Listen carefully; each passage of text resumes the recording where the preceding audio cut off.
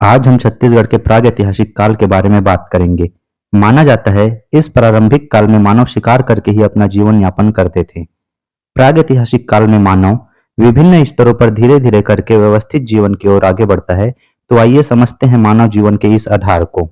छत्तीसगढ़ में इतिहास की शुरुआत पाषाण काल से हुई। मानव को इस प्रारंभिक काल के बारे में कुछ साक्ष्य प्राप्त हुए, जिसमें शैल चित्र और पत्थर के औजार प्रमुख हैं।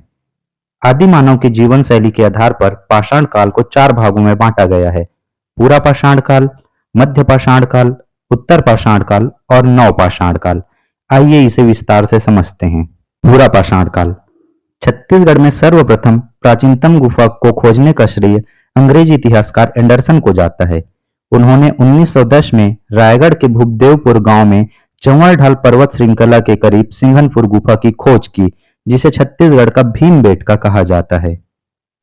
कुछ समय के पश्चात 1923 से 27 के मध्य इन गुफाओं का विस्तृत अध्ययन अमरनाथ दत्त ने किया। वहीं शैल चित्रों के बारे में जानकारी एकत्रण का कार्य पुरातत्ववेत्ता महाकौशल इतिहास समिति के अध्यक्ष लोचन प्रसाद पांडे, डॉक्टर एन घोष और डी.एच. गॉर्डन के द्वारा किया गया। सिंघनपुर की गुफा में जो शैल चित्र प्राप्त हुए हैं वे गेरुए रंग के हैं। संभवतः आयरन ऑक्साइड का प्रयोग बांस या सरकंडों के माध्यम से किया होगा।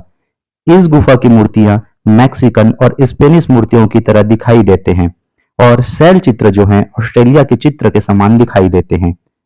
गुफा के अंदर से पत्थर के हस्तचलित कुदाल मिले हैं और साथ ही 5 कुल्हाड़ियां प्राप्त हुई है। यह सिंघनपुर की गुफा दक्षिण मुखी गुफा है। साथ ही पूरा पाषाणकालीन स्थल छापामार, भंवरखोल, गिड्ढा, सोनबरसा सभी रायगढ़ जिले में हैं। वहीं पंडरिया के हाफ नदी के किनारे हस्तकुटार और शक्ति जिले में बाटी कास्म कतराना औजार प्राप्त हुए हैं, जिसे पूरा पाषाणकालीन होने का अंदाजा लगाया जा रहा है।